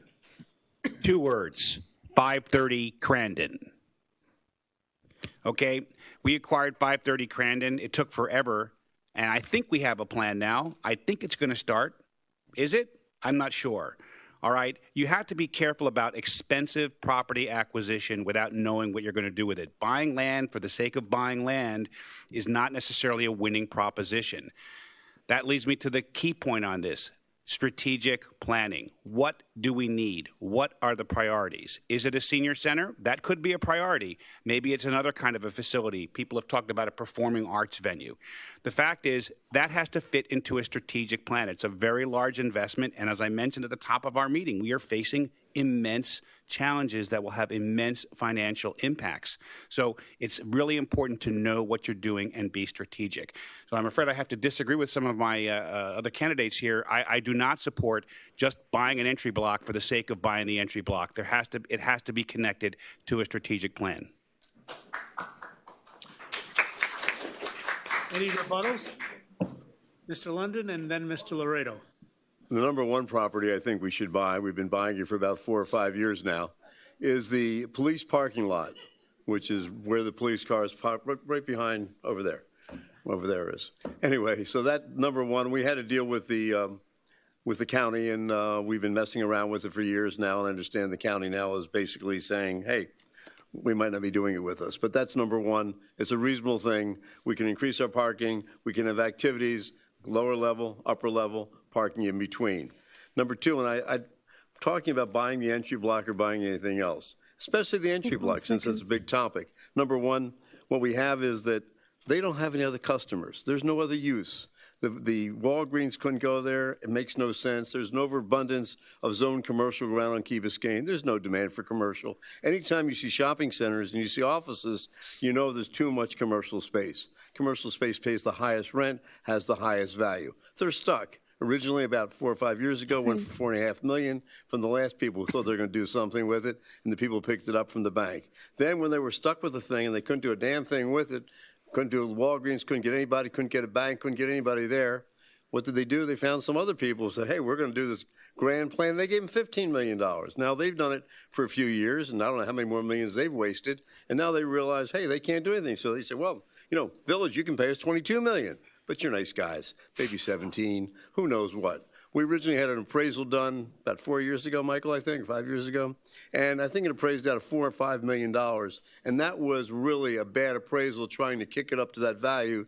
They had to go get comparables from the city of Miami and then make these major adjustments, which if you know anything about appraisals, once you get major adjustments and things, it really lowers the value of the appraisal as far as being credible. So am I for buying it? Sure, at a reasonable price. What's a reasonable price? That we will pay what we think it's worth, not what they think it's worth. And you know what? There's no other buyers. We're the only fools in the block. But we're not fools because we can use it. No one else can. So we can sit and wait. It's not private. There's no condominiums going to be built there. We have a capacity limit for condominiums for residences in Key Biscayne. We cannot build any more. We can replace, but we can't build any more units. So because we're a barrier island. So I'm not really worried about somebody else buying it. Of course, they might buy it and they'll still do nothing with it. So eventually we're going to get it. Just be patient and pay the right price. But I'm all for getting it. The next topic is May I? You were going to give me a chance. I hope that if the rest of the campaign, and if I'm honored to be back on this council, that my modus operandi is to be able to disagree agreeably. So don't misunderstand any of my words. But Mr. Winton, when you are saying that buying land for the sake of buying land, are you dismissing the point of view that acquiring land for a passive park is for the sake of buying land, that we're wasting it? I didn't understand that phraseology. Perhaps you can. And I sure, and absolutely. I said buying land has to be. And everything I do is strategic. Sure. So let's don't hide behind strategic. I'm glad to hear that, sir. But the point of my statement was that we shouldn't buy land unless it's connected to a strategic plan. Mr. London, I think, rather eloquently just explained that the property is really not really valuable that much. You really can't do much with it, especially if it doesn't connect because of the ingress and egress onto Crandon Boulevard. I think the smart solution is to wait to see what works there. What is the strategic plan? If it's a passive park and that's what works out in the plan, fine. Maybe it will be something else, maybe not. But the point is just to buy it without knowing what you're going to do with it and then pay some crazy top dollar price, that doesn't make any sense to me, sir. So let me paraphrase my question. If one advocates purchasing that property for a passive park, is that a waste of money? It's part of the strategic plan. It's absolutely fine. So you it's would need contingent on a strategic plan. I don't quite. I'd rather stand and fall on my judgment and then have the humility to stand corrected. But it's like the chicken or the egg. I mean, this is, folks, however you feel about this property, and I know it's a difficult subject for all of us. But this is not. We're not in a big community. This is it. This is the only open area that we have. To be honest with you, I'm ashamed, and I worked outside of here part-time. Our entry is uglier than it is for Hialeah Gardens. It is uglier than it is for Medley. It is our first visual impact, and it's a derelict right now. And it's a very valuable piece of property who may not be there. It's not like we have 3 other options. Then we can examine this concept of strategic plan can be sometimes used as an impediment to action. What I'm saying is it's available. I think the price is high. I agree with you because we didn't act. Well, in you other said you were areas. fiscal conservative, so I'm glad to hear that. No, I am very fiscally conservative. Good, sir. because But- the number that Mr. London gave is hardly consistent with someone being a fiscal conservative.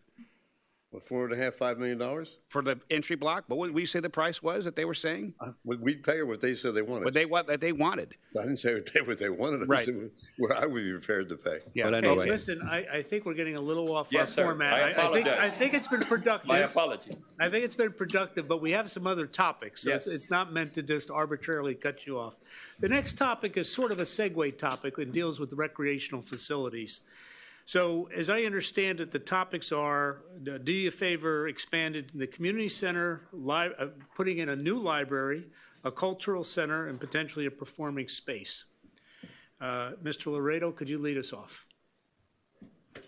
Well, that's what we would call a loaded question. Our recreation center and its leadership, by the way, Todd, is beyond good. It's amazingly well run. There are constraints and there are complaints. I mean, we all, and everything is perfect. The programming is very substantial. It has incredible assets by standards of any other community. But since we are spoiled, we want a better community center or a larger one. And I'm for it in general, subject to what exactly it is that we are going to build to complement activities that have to do with recreation. Activities that have to do with recreation. I sat through a presentation of the new library, of which I'm a very high user, and I was surprised it was even called a library. I mean, it was a convention center. It even had a business center. It even had a business center. For folks, there's about 4 businesses who pay taxes in this community that have business centers, and we're going to compete with them. So I think the idea from a larger library, which seems to be going against the modern trend, particularly the new generation of hardcover or hard books and online, but under the umbrella of library, we're sneaking in incredible amount of concrete with convention centers, with all kinds of things that have nothing to do with library. It is the same fear I have, and I say it with all humility because I can stand corrected. When I went to that Virginia Key thing, it was a park. What do you mean a park? By the way, they call it flex park because they want you to change your language. So, that's how they get to you. It's a flex park. It means a park over concrete. Oh, so that's a new concept of park. So I can't answer your question because it's really not a library, but I can answer the first question, which is the community center is a great asset, has great activities, including for senior citizens. I like to have more of those activities. For example, Tai Chi, which is supposed to be outdoors, be out so that the senior citizens have those kinds of services in our open air plain parks. And that's unfortunately because we have to satisfy the demands, justifiably so. There are a lot of that park that I'm picking about the Village Green is almost all playing fields and very little time for anybody else to have any passive kind of activity. So I am very supportive of what they've done up to now and open to see how they can improve and expand that and divorce it from this new idea of a new library, which I'm open to hear what there is. But what I've heard at one of the council meetings was clearly not a library. Okay. Mr. Gonzalez.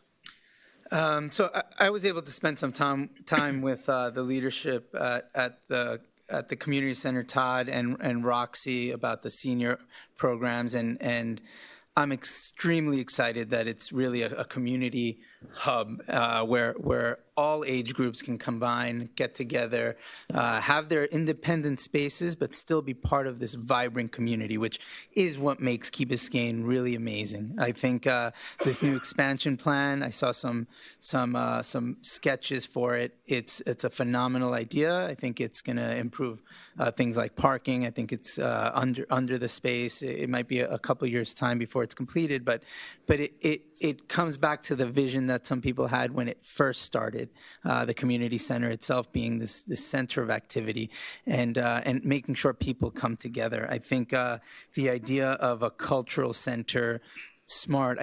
I want to be able to think creatively, think a little bit outside of the box, and assume that there are other entities here, the other schools, the other programs, St. Agnes, for instance, being able to come in some sort of relationship where we're both benefiting. If they're contributing some dollars for access to fields, to gym access, to something where it expands their spaces as well. I think the idea of public-private funds for a library expansion or a new type of thinking where you have organizations perhaps like Amazon or Barnes & Noble thinking that if they combine with a community, a locale, and we bring our thoughts together, we both have the same outcome, which is create an environment in a library where you're combining private and public funds for an incredibly more forward-thinking experience for the people that live here. Mr. Winton. Thank you. This community benefits from terrific programs and terrific resources. The community center is a fantastic place. It would be great to see it expanded and to see the kind of communities that aren't being served or served enough have those needs met. The question about putting new concrete somewhere, though, about whether you call it a library or a community center or a cultural center, that is, again, a strategic planning issue. And you also have to consider the traffic. One idea to put this near the Key Colony where the current library is would, in my view, add more cars and more problems in the second most congested intersection in the Key. So that might not be the optimal place. It might be, as one of our candidates suggested, a better use might be to use it as a kind of a turning basin area for traffic going into Key Colony in partnership with the Key Colony complex. I think that this is exactly the kind of thing that we have to engage the community in, figure out what the priorities really are, and be open to new concepts. I don't think that we should just leap into the construction of a specific type of building in a specific location until we really understand what people want. Mr. London. Thank you. Before we build anything, and whether it be a community center or library or whatever else, we should see what we have today. And you're sitting in an area which is used at least twice a month for at least 4 hours. So you have a facility here for 8 hours a month, and it stays vacant. So about 4 years ago, we proposed a committee, and they went ahead and figured out what we could do here and make this a performing thing, make this a senior thing. Even if we build a senior center later, why not utilize this today? We came up with a thing that was relatively inexpensive, about $100,000 for seating, for stage, for everything else. We had a little problem with the audio visual back there, but they're going to take care of that also. So that would be number one. Utilize what you have. If anybody's walked through Village Hall and looked in those offices, I mean, you'll be amazed. Probably at least, and without exaggeration, you can reduce the offices by close to 50%. Just go there sometime. Just go see what wasted space is. And it's absolutely, again, he talks about planning. That was poor planning. That was planning for a community 4 times the size. So utilize the space you have. Then we have one of our citizens, Pat Molinari. She came up with what I thought was a fantastic idea. And the idea was to do away with the swimming pools in the community center. We've had, I don't know how many plans for 530. But instead, take 530 and put a water park in the middle, so in the lanes and everything else, and put a passive park around the perimeter. So you have a passive park for people to sit down, benches, do whatever they do in passive parks. And also you'd have this great, fantastic water center, which has been very successful in many, many communities. So I would do these things first. And we've gone through, I don't know how many plans on 530. We spent a fortune with architects and engineers and everything else. So right now, that's what I would propose. And I guess my time's up. Mr. Segarola. Excuse me, that was expanding the community center. Once you take away the swimming pool, you build this community center over the swimming pool, and you keep moving in that direction. Sorry. I guess for the record, I am for expanding the community centers and its programs as much as possible within the footprint it's in, or even a little bit more area around it. I am for keeping 530 Crandon as a passive park. I've seen some great designs for movies on the lawn, that kind of thing, where people can sit and read, as Mr. Laredo suggested. I am for doing as much as possible to get playing fields and other green spaces, passive or not, at the tennis center. As for construction, I am in agreement with Mr. London. I believe that there is a lot of space on the village that could be used, whether public or private, so that we don't have to keep building more buildings.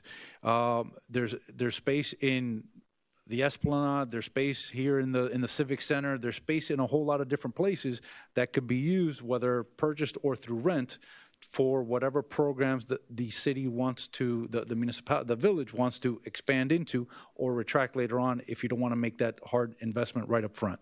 As for the library, the current library in front of Key Colony has a big problem. You really can't make it any bigger than it already is. There just is no room for parking. There is no room for expanding the building. It can be renovated up to a certain point, but unless you're going to build a new library somewhere else, you're really limited by that space. And for me, again, the question comes down to where, for how much, and what is going to be the concrete benefit to the village. Thank you. Any rebuttal? I had been asked to keep this part of the program to about 90 minutes. We're just about there, but the next topic is on MAST, which I think is an important topic. So I think we're all here to serve your needs. Is anybody violently opposed to this going for another 15 minutes so we can cover another topic? Okay, so this will be the last topic, candidates. So it deals with MAST, and I've been asked for you to kind of focus on two issues. What are your solutions relating to safe transit to MAST, and what do you see as the biggest needs of the village's public school, MAST, and the K-8 center, and how would you address those needs? Okay, Mr. London, why don't you lead us off? Thank you very much. I was approached by two of the people very involved in the PT Association, and basically they were complaining about the school here being overcrowded. And because of my relationship with the Dade County school system, I met with the superintendent, head of facilities, and I can't remember the other person's title, but it's like almost like a deputy superintendent. And I went down there with my guns blaring and told them how we need more space, we need everything else, we're overcrowded, etc.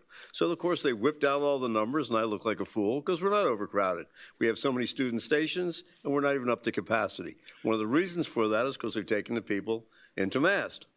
So now, of course, MAST will be overcrowded. So what happened was then I said, we got to do something for Key Biscayne and myself. I said, we pay $52,000 in taxes per student. At least that was about 2 years ago. And what do we get for it? Well, we have an old school building. We have people going to MAST. We should have a proper transportation system, et cetera. So then they whipped out a set of plans.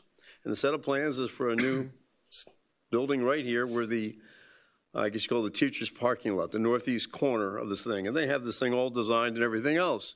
So I've told the PT Association people that if they really want something, the only way you get something from the school system is that you go there every meeting, every school board meeting, 3, 5, 6 people, and they speak and they speak and they complain and they complain. And it's the old squeaky wheel. The only people who show up there are accountants, lawyers, engineers, general contractors, union managers, everybody else who is basically 25 seconds. Excuse me? And consultants. And consultants, of course, one of those. And lobbyists who are basically there because that's where they make a living. But locally, the beneficiaries of the school system are the kids.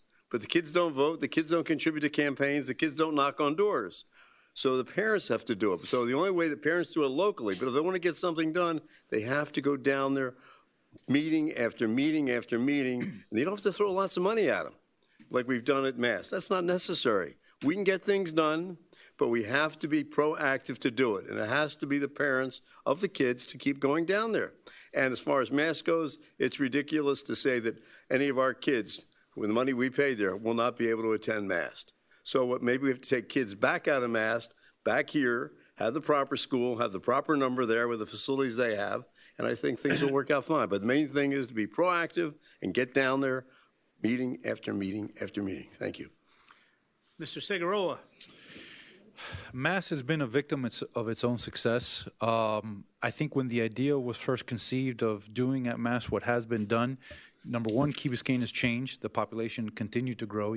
Every time one couple moved out, a family moved in with 2 or 3 kids, so the numbers went through the roof. I think what was planned did not have enough information to project into the future the demand that there would be for MAST. So you're left with a situation where you have 1,100 spots to split for Key Biscayne residents between 6th and 12th grade. The only solution I can think of is to bring back 6th through 8th grade to the K through 8 center, leave the 1,100 spots at MAST for the high school, and as Mr. London just suggested, we have to engage the school system to redevelop and expand the K through 8 center. We can build the elementary school we want here. I don't know if I would make the deal as sweet as was done for MAST, but it is within our power to create the elementary school we want here. It could be first class. It could have a Cambridge program. It could have all kinds of different programs. We have our kids in elementary school here and leave the 1,100 from 9th through 12th. Mr. Winton. Thank you. I actually agree with Ignacio. The problem there is trying to address not only the space allocation that we have at MAST, but also creating additional classroom space on the island. This is perhaps a bit of news for some people, but later this month, on October 24th, Crossbridge Church will be holding a meeting with its congregation about potentially opening a charter school on Key Biscayne. It's not any, I can't say anything more about it because it hasn't happened yet. But that's the kind of thinking, a public-private thing, where a respected charter school, Mater Academy, would come in and operate a charter school on the premises. So that is one possible thing that may or may not happen. It hasn't happened yet, but it's clearly a number of issues about space allocation. And the other part of your question is it also involve the commuting, getting the kids to the school. That's, I mean, you know, everybody sees this every morning. The stream of cars going back and forth. You know, I would like to try to really foster a more of a culture where we are not using vehicles so much and have a solution that we can get the kids back and forth to that school. Mr. Gonzalez. So what initially made Key Biscayne so wonderful for myself, my family, when we came from New York, is that we assumed it was a K through 8 school. We loved that idea of being able to maintain children at that impressionable age still closer to home. So it's a bit disturbing now that starting in 6th grade, in my case, it'll be in 2 years, we're going to have to consider my older one who's in 3rd.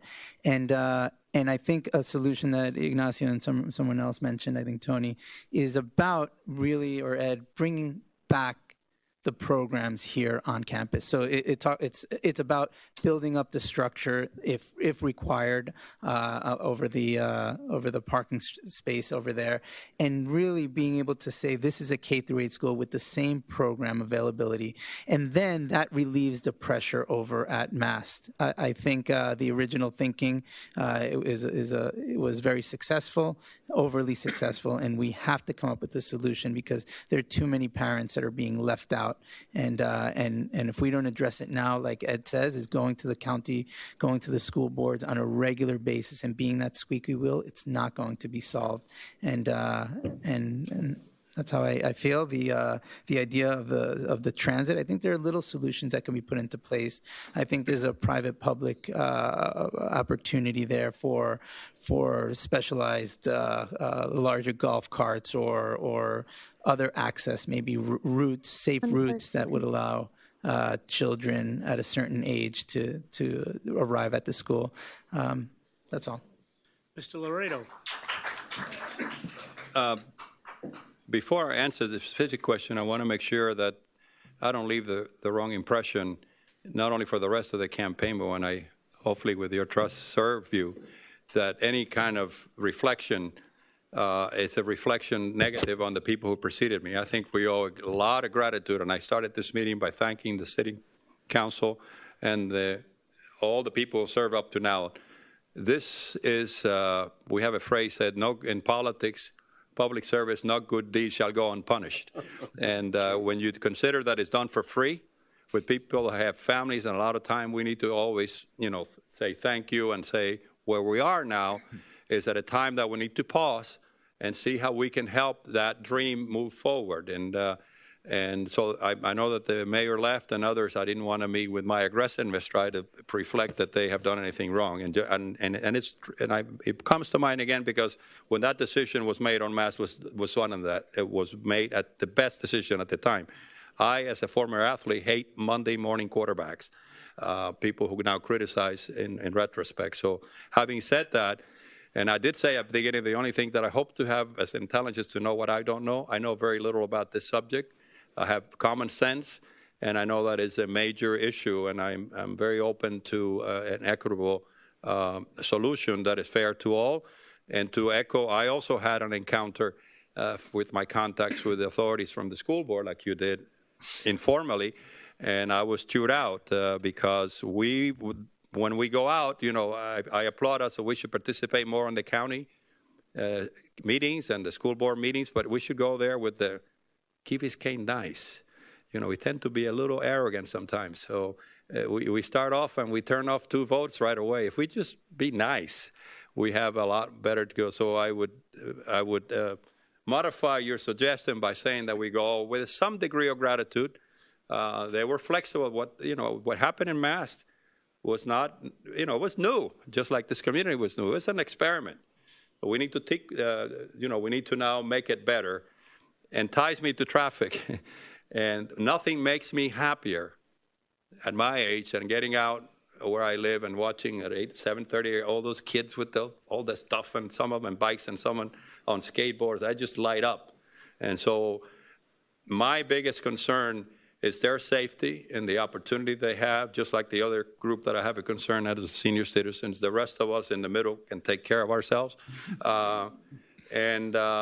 I think we need to work on the safety of the transportation to Mass. And one of the things we need to start, when I said earlier, strict enforcement, you guys stand out there, and I'm sure guys and girls, some of the guys who are going to school who are driving at that time are doing 70, 75 miles an hour. And I certainly have not seen a lot of our policemen around in the area right out of Key Biscayne through past Mast Academy. That's a catastrophe in the wait. And that's why I think the idea of having stricter enforcement. Are there any rebuttals? Mr. London. I didn't think I was arrogant. I didn't think I was telling anybody else to be arrogant. No, it's okay, no problem. But anyway, but I was saying be aggressive. I mean, you have to be aggressive with the school board to get anywhere. You don't have to get them upset or anything else, but you have to make your position felt, known, and where it is. But the other thing is we have a reputation now for throwing money at things, and they know that. And that's not a way to deal with them, because basically they have to know we're not going to throw money at them. We're entitled to this. We contribute a huge amount. We need a good facility, good physical plan, and we should go on that matter, not saying, okay, well, fine, we'll pay for half of it, we'll pay all of it, you pay us back. That's all I'm trying to say. Thank you. Okay, we're now up to closing remarks, and by agreement, there'll be 3 minutes for each candidate. There was a draw, and Mr. Gonzalez is number 1. Great. Once again, thank you, everybody, for staying the 100 minutes now. And I wanted to read out again the mission of the KB Charter from 1992, to provide a safe, quality community environment for all islanders through responsible government. So it's a clear statement. It's rather obvious. That's why we're all here. Is we all have an interest in seeing the best of our community, and I'm on board because I see an opportunity right now to be incredibly influential with people's support. So it requires people being active, and I have some ideas on how to engage more people. I've been in the digital space for the last 20 years, and we supply tools on a regular basis, and we use consulting matrices and to make sure that we're identifying the priorities that we need at the cost implications that would provide the highest impact. And so I think about things on a very methodical approach. It's not to be confused with at paralysis by analyzing things. Not at all. It's about being quick, identifying quick wins, and building on that momentum. Because the more you build on momentum, the less you're going to have some of the councils that we've seen over the past years. And I keep hearing it over and over that there are programs that are trying to be implemented, or land usage, or other things that go through one council and extend to the next council, and they never get solved on. I think it's about bringing people together. I think it's about bringing the community over. I've spent a number of weeks meeting with a number of different stakeholders about how do we educate more people on what the police does, on what the fire does, what the village council, what the council actually does for the community. And what I tend to see a lot is people complain and they don't come with solutions. And that's fair. And very much it's human nature to do that type of thing. I want to change that culture. I want to be able to say we're in a new age. We have more people that could be involved, although they might not be able to vote because perhaps they're immigrants, they're coming, but it's a reality. And so we have to deal with many more residents that don't have the same civic-minded sense that some of us do that are voting, the voting potential here. So I think at the end of the day, I want everyone to know that from something about core value sets is very much about respecting others' opinions. I think in the market capacity that I lead on a daily basis, it's about taking the voice of the customer on a regular basis, and that really implies being able to use a methodology to absorb what people need, to process it, and then come up with creative solutions to deliver on what they want. So I'm going to ask for your support. Being the newer one here on the table is, I think there's a lot that we can do. I'll be interested for you guys to visit our website and see what you think. electgonzalez.com. Thank you. Thank you. I want to close this evening by starting as I began. The light is flashing red. We have major problems that we have to address and come together as a community. We will have to overcome a very difficult problem with sea level rise that will take years to plan, and it will take some consultants. It will take good science, it will take good engineering and good public policy. We have to involve everyone in the community, and we have to build consensus. Starting at the council level, I believe that we should actually use the committee system in council so that we don't spend our council meetings as a general committee debating everything from the cost of fire trucks to where the Historical Society should store some of its material. That is how you do things. You assign committees, you start a budget process much earlier, you get into the details, you meet with the department heads, and you rely on our professional manager. It's great that we have someone with the academic and practical experience Andrea has brought to Key Biscayne, and that's something that the committees can really benefit from. And when you get to the full council, it's already been vetted. The public has heard it. The sunshine meetings don't have to happen anymore because they've been noticed public committee meetings that the community can participate in. And then the council meetings can move in a much more orderly fashion. Why? So we can focus on the big picture questions of policy, the big issues that we have to confront. There are so many of them. I want to thank the Key Biscayne Chamber of Commerce and the Islander News for, again, arranging this forum and for these great questions and this discussion that we've had. I want to thank my fellow candidates for their ideas, because some of us are going to wind up working together. So that's important for us to start right now. And I want to thank all of you for your time and attention. TonyWinton.com.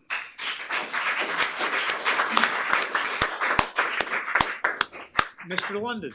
Thank you. It's great to have new faces besides Luis and myself here. Changes in the air.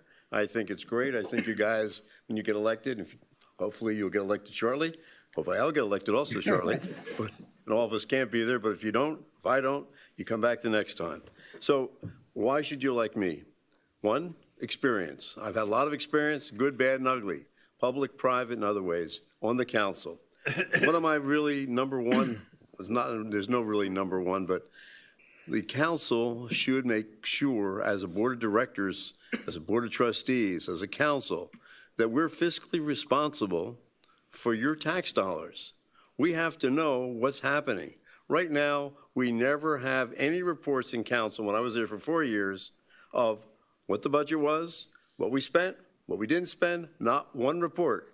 We have to have it monthly. We need a chief financial officer. He has to be hired by the board. He has to work with the manager and the village, but he has to make sure he's in the line from budgeting from day one.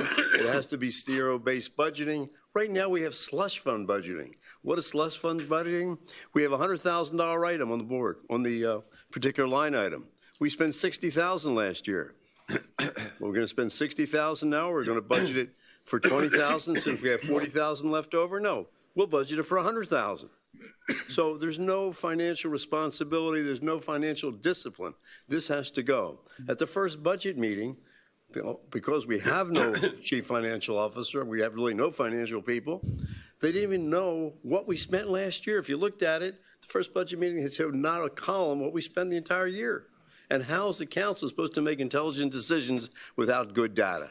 So number one, I want a chief financial officer. I think that's essential. I do not want an assistant manager. There's 7 departments, basically 4, and there's no reason the manager cannot have 4 direct reports or 5 direct reports to her. 7 is even fine. So that is number one. The capital projects, we all talk about what we want to do. The idea is to get them done, not to just keep talking. I got 4 more years if I'm elected, and I want to make sure at the end of those 4 years I can say, hey, you know what? Besides the dog park, we got something else done. Okay? And the other thing is I want it to be efficient. And that goes back to zero-based budgeting. It goes back to finding out how many people do we need? What are we doing? I mean, any idea what we've just done in this latest union contract, what it's costing you? You probably don't know, and you don't want to know, okay? And then the other thing is, I guess, I'm willing to be the bad guy. Bad guy in the sense that I don't have to be loved by everybody there. I want to do the right thing. I'm not just going to go along with things. People know me, so that especially who's sitting here, know that's my nature. And if it lose the vote and it's 5-2 or 6-1 or whatever it is, I don't mind standing alone. But I'm going to stand up for you, for the citizens, for Key Biscayne. Because I got to tell you one thing: this is still the best place in the world to live. This is still the best place to raise a family. This is the best place. I've been here 45 years. I'm going to be here forever. Another 45 years, maybe. 15 seconds. I don't know if I'll be lucky, but I really love this place, and I love everybody here. And the best thing is not the beach. I know everybody says the beach is our best asset. No, it's the people. You are the best asset. We're the best asset. We're a community, and that's what makes it great. When you go out and you see people and you know people and they care about you, that's what's great about Key Biscayne, the people. Everything else too, but the people are number one. So please vote for me on November 6th. I need your vote. Tell your friends if you're going to vote for me. If you're not going to vote for me, don't tell anybody. Okay? And again, thank you so much for coming. Thank you to the Islanders. Thank you to the Junior Council. Mr. Laredo. 27 years ago, a group of regular citizens really started a revolutionary initiative in the history of Dade County. We succeeded against extraordinary pressures with a lot of money and lobbyists and consultants and powers that be to stop us from creating the village. And people that I will name, the original charter council, the charter committee that created this village: Betty Sims, Roberto Cambo, who we lost, Michael Hill, Ed Sawyer, and I had the honor of working with them. We all came from different backgrounds. We all were appointed by different people. We had a tough challenge, and we managed to disagree agreeably. We managed to put together what I think was an extraordinary document. And when we didn't know what the answers were, we hedged our bets and made some, intermediary solutions. The bottom line is that it's working. By the way, those of us who had the honor of being on that charter committee were nothing more than the representative of a lot of other people. And I mean, names are so many. Some not, Hugh O'Reilly, Stuart Ames, who was a counselor, Cliff Brody and his wife, and Jim Tainter, and William Marilyn Borroto, and I can go on and on and on. That were really the fathers and mothers of this concept of institution, which is priceless. And by the way, as you all know, we precipitated a movement where now we have all the other cities. Doral imitated us. So we were pioneers. We need to kind of get grounded back, and I hope I can be a vehicle to get grounded on that vision, get grounded on that effort, and not that we need to be, slaves to history, but we need to understand what we wanted to do at the time. And I think I can simply say we wanted to keep it small. We wanted to keep it apolitical. That's why we call it trustees. If we had our way, we probably wouldn't have elections, but we couldn't do that legally in the United States because we created the council without. I don't have to run against you or you. We didn't want to create. We wanted to have the voters who get the most votes, so we have civil exposure of ourselves and let the people the real power in this community. It's not, people talk about a strong council or a strong manager. No, we're not nothing strong. The strong people are the voters who trust us to execute their power on their behalf. It's called representative democracy. And that's why I get short temper whenever we delegate that responsibility to consultants who do studies. You get paid to make decisions. And if you make the wrong decisions, they'll vote you out of office. That's why this great country, the greatest ever in the history of the world, is 234 years and going. 15 seconds. With all our problems and everything else. I, Luis Lauredo, have a few philosophies that you've heard some tonight. I think that we have to take control of our expenses. People talk about millage. I don't care about millage. I care about what bill you get. You don't pay your bill, your tax bill with millage. You pay it with dollars. So, yeah, we have the lowest millage in Dade County. It's a pride. And I applaud them for keeping it low. But, it's in government, it's we call creeping demands. $100, you want 120. No, you can't do it with 100, well, then don't spend 101. Don't look to me to give you 101. No, you figure out a way to cut expenses. So I am fundamentally fiscally responsible, penny pincher, about your taxpayers' money. Mr. Laredo, if you please, another sentence or two. Thank you for your job that you've done today. You confused my friend Ed London, who is not arrogant at the beginning. And I ask for your support, the consideration, and thank you for your attention. And you'll always get from me my opinions and also the humility to be able to say, I made a mistake, sorry, and correct myself. So thank you for your time, and thank you. It was an honor to be with all two of them I didn't know, or one of them I didn't know. I'm delighted now to meet the rest of us, and whoever you elect, you're going to be in good hands. Thank you all. Hope you have a nice evening. Thank you. Sorry, we got one more. I forgot about me. We're on the same boat. Well, he wanted to be balanced. So Yeah, he hey. picked on that now. I'm honored. And we probably should get some additional time after that long address. Ladies and gentlemen, you've heard a lot from a lot of people tonight. The next 4 years, if you ask me, are going to be maybe the pivotal ones for Key Biscayne. Given the number of issues and how expensive they are, the decisions made in the next 4 years are going to stick with us for a long time. In a nutshell, my philosophy is this village needs a new master plan. Our old master plan is almost 20 years old. We don't know what to put, where to put it, or how to pay for it, or how much to pay for it. I believe that the next council, the first thing they need to do is to sit down and come up with a 4 to 5 year plan to figure out all these things that we're talking about, when to do them, how to coordinate them, and how they're going to get paid. We need to figure out where the money's going to come from and how much debt we can actually get into without getting into trouble. Without doing that, I think that would be irresponsible. You're just throwing things up against the wall and seeing what sticks. Over the past 20 years that I've been here on Key Biscayne, this place has changed a whole lot. The demographics have changed. The involvement of the people have changed. People nowadays, everyone wants their voice heard, and that is the way it should be. People are active in their community, and communication is a whole lot easier today. Another thing I think this village needs is to facilitate the communications with the residents, whether through a revamped website where everything is posted and it can be found easily, or whatever other mean we can come up with. I have some very strong opinions like everyone else up here. I have reached these opinions through my own research and through my discussions with everyone. I want everyone to know that I reserve the right to change my opinion. I am completely open to discussing and debating any issue with anyone, and if you can convince me that I'm wrong, I will congratulate you and I will thank you and I will give a different position in the future. I invite that. I think it's a mistake to pick a side and never have it evolve. that is necessary. In a nutshell, I thank the Islander, I thank our moderator, I thank all of you, I thank all the people home that are watching, and please, on November 6th, vote for Ignacio Segurola. Thank you.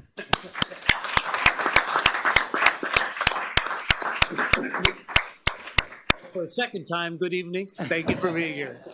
You sure? Okay.